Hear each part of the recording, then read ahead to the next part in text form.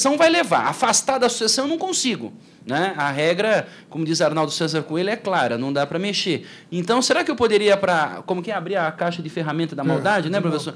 E falar, bom, então, já que vai participar, pelo menos eu vou clausular, né? Mas aí eu acho que entraria nessa situação. Aliás, o próprio Carlos Alberto Rocha, que nos assiste pela internet, também, acho que a pergunta foi a mesma, o marido pode ou não clausular os bens da mulher? Eu acho que vai cair nessa mesma hipótese, né, que o senhor explicou com relação aí à questão da concorrência ou não dos bens. Aliás, até eu queria fazer uma parte, porque no caso da união estável, o 1725 permite a mudança da regra da comunhão parcial por contrato escrito. Então, por exemplo, eu posso ter, abre aspas, comunhão universal na união estável. Se isso acontecer por um contrato de convivência, como diz o 1725, eu também cairia na mesma proibição acerca do cônjuge, né? E na situação também de comunhão parcial, seja na união estável, seja no casamento, a aquisição se deu quando? Em que momento? Antes ou depois do casamento? Se deu depois do casamento ou depois da união estável, o bem se comunicaria e se haveria essa comunicação, pelo que eu entendi, então, professor, não poderia haver essa cláusula. A senhora fez levantar uma polêmica antiga, mas atual, que é o problema da pessoa que não tem descendência. Eu já vou explicar o caso. Um caso concreto. Um casal, casado há 60 anos, ele tinha recebido dos pais dele vários prédios com as 3 cláusulas. Morreu o pai dele, morreu a mãe. E ele tinha feito um testamento deixando tudo para a mulher dele. Não fez outro testamento. E tinha a cláusula de incomunicabilidade dos pais. Como eu não tinha descendente nem ascendente, o que aconteceu? Foi tudo para a mulher dele. Porque para não ir tudo para a mulher, ele tinha que ter feito o testamento deixando para os sobrinhos dele. Ele não quis, deixou tudo para a mulher. Então, todo aquele patrimônio que foi feito pelo pai dele foi parar na mão do sobrinho da mulher, que não tem nada a ver com a família dele original. E a família resmungou, esperneou, não há o que fazer. Dura lex, sed lex. Teve que se curvar. Foi todo o patrimônio, que não era pouco, foi parar na mão de uma pessoa que nem conheceu quem fez aquele patrimônio. Então, isso acontece, quer dizer, isso acontece todo dia. Quer dizer, nesse caso que ele vai contar amanhã, do meu caso de São Paulo, que foi o primeiro, é um caso interessantíssimo. Né? Por quê? Era um casal, casado em segundas núpcias, há 40 anos.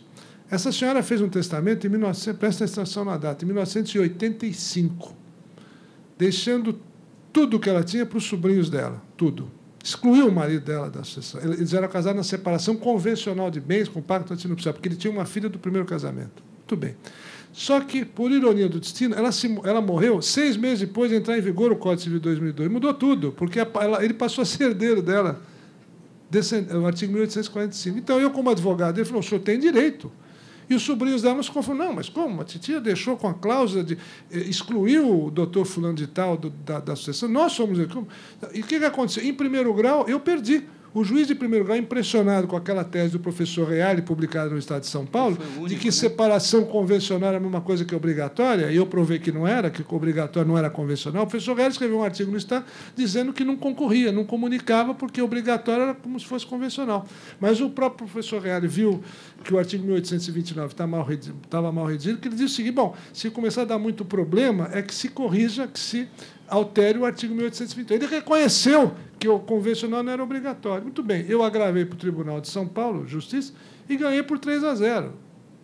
Lógico, porque a lei era clara. Né? Agora, mas eu já vi uma decisão do Beretta Silveira dando razão para a tese da outra parte. Veja que a coisa não está tão simples assim, dizendo que não. Porque ele falou assim, não, ela não queria, era manifestação, ela queria excluir o doutor fulano de tal. Como é que agora vai obrigar? Não, mas eu falei, mas acontece que morreu na vigência do Código de 2002. E até no dia do julgamento, o advogado da outra parte comentou com o meu sócio, não se fez justiça, porque desrespeitaram a viúva, a vontade da falecida. Aí meu sócio, aí já numa brincadeira, falei, mas só que quem conviveu com a dona fulano e tal foi o fulano e tal 40 anos, meu filho. Você vai 40 anos, então os sobrinhos nunca deram um telefonema para a titia, entendeu? Então não se fez justiça, não. Quem viveu com a dona fulana há 40 anos foi o seu fulano de tal. Então é isso. Agora, entendeu? Pois é. Mas eu sei disso, mas o que o senhor pode... Vamos ter que mudar a lei, né? Como? Bom, aí já... Aí já é uma boa solução. Aí já... Aí já não... Deixa eu só, pela ordem, dar a palavra para o doutor, depois dou para a doutora, depois dou para o doutor, tá bom? Vamos lá, doutor, pode falar. Que de manhã eu dou aula, minha voz já está começando a sumir, viu? Pode e ser. ainda tem uma palestra amanhã à noite, está difícil. Vai falar.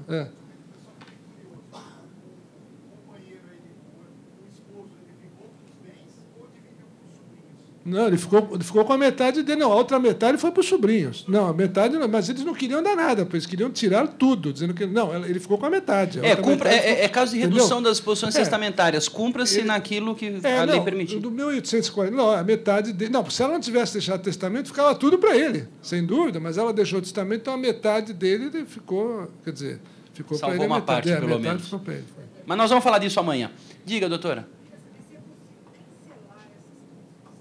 Então, a revogação, o professor abordou aqui sobre a revogação é muito difícil. Eu tenho visto alguns casos. O Francisco Morato, numa passagem dele, antiga, ele dizia o seguinte, eu vou até me permitir, eu vou ler porque o Francisco Morato escrevia tão bem, e eu não vou conseguir reproduzir aquilo que ele falou.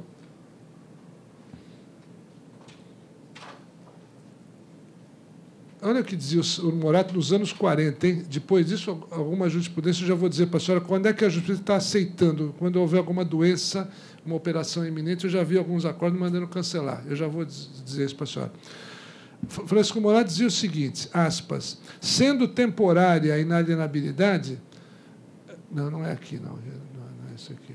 O mais interessante...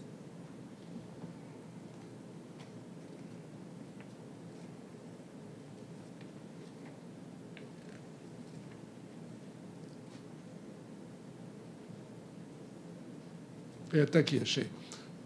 Francisco Morato acrescenta as exceções legais de inalienabilidade uma outra imposta pela razão, eis o magistério do consagrado jurista. Aspas. Se o clausulado se acha a pique de sucumbir e só logra restabelecer-se internando-se em hospital, com a venda da coisa onerada, à justiça nenhuma é lícito recusar a alienação. Seria pela recusa coagir a morte daquele para a segurança de cuja vida e custeio foi precisamente prescrita a cláusula. Bonito, hein? Vocês escreviam bem, os antigos escreviam bem. Vou repetir. Se o clausulado se acha a pique de sucumbir e só logo restabelecer-se internando-se em hospital, com a venda da coisa onerada, à justiça nenhuma é lícito recusar a alienação.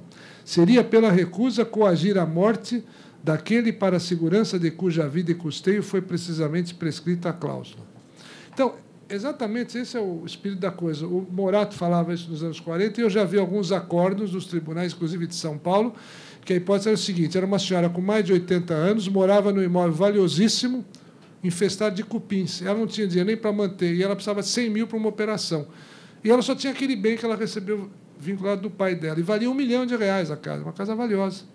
Então, ela queria vender, simplesmente comprar um apartamento de R$300 mil e aplicar o dinheiro e viver daquela aplicação. O tribunal permitiu, excepcionalmente, o cancelamento, porque ela tinha mais de 80 anos, não tinha descendentes, e não tinha. Por que não tinha descendente? Por que ia penitenciar, sacrificar essa mulher que herdou aquilo do pai? O único bem que tinha restado era com a cláusula de inalienabilidade. Então, o tribunal mandou cancelar e ela pôde vender o bem, não ficou com nenhum vínculo, comprou um apartamento e fez a operação e sobrou algum dinheiro para ela, né? Porque ela não tinha nada. Ela simplesmente vivia, não conseguia nem pagar o IPTU daquela casa.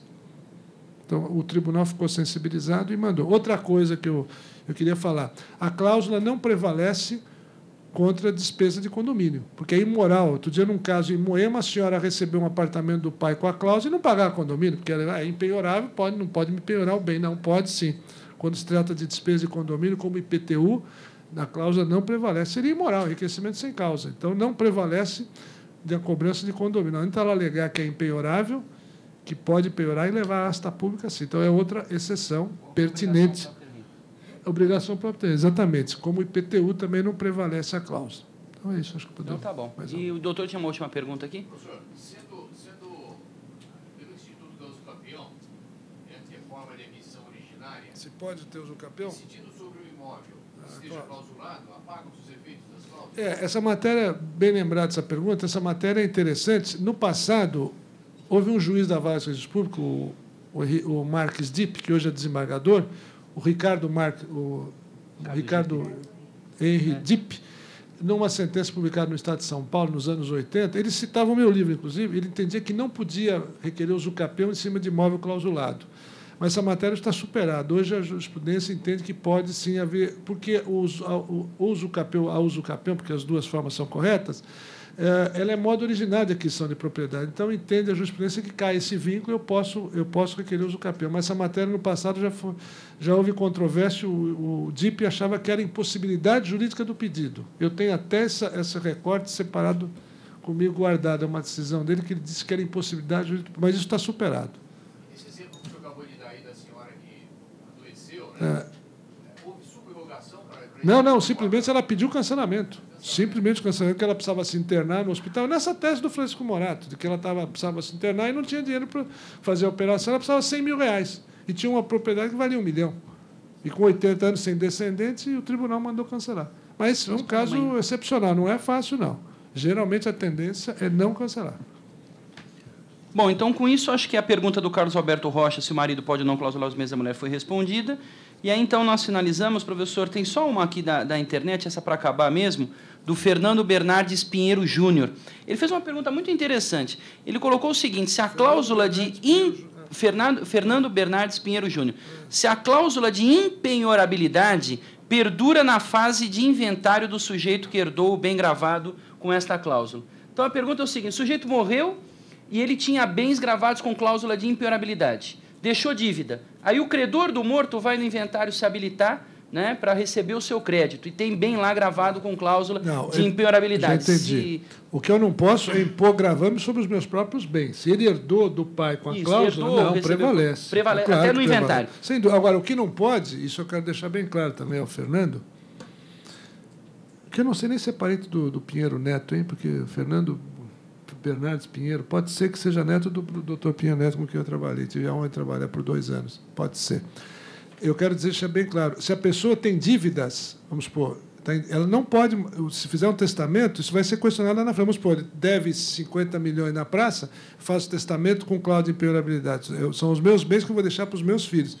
Eu não posso testar, não tenho mais à disposição do meu patrimônio. Precisa tomar cuidado. E quando que ele fez esse testamento? Porque às vezes a pessoa está endividada. E está com câncer terminal, vou fazer um testamento com a cláusula e os credores não vão conseguir fazer penhora no rosto do meu inventário. Vão fazer, porque eles vão questionar a data que foi feito esse testamento. Não, parece que foi anterior. Anterior? Não, se é anterior, não. Recebeu do pai, por exemplo. Se é anterior, não. Infelizmente, a única coisa que prevalece anterior é o problema da execução fiscal, né, que, a meu ver, é discutível, né, porque se o sujeito fez o testamento em 1970 e a lei é de 80 e atinge aquilo que foi feito 10 anos. É um absurdo isso. Como é que fica o ato jurídico perfeito? É um verdadeiro absurdo. Mas eu agradeço mais uma vez a atenção que vocês me dispensaram. Bom, pessoal, então boa noite a todos. Obrigado mais uma vez. E amanhã nos vemos, então.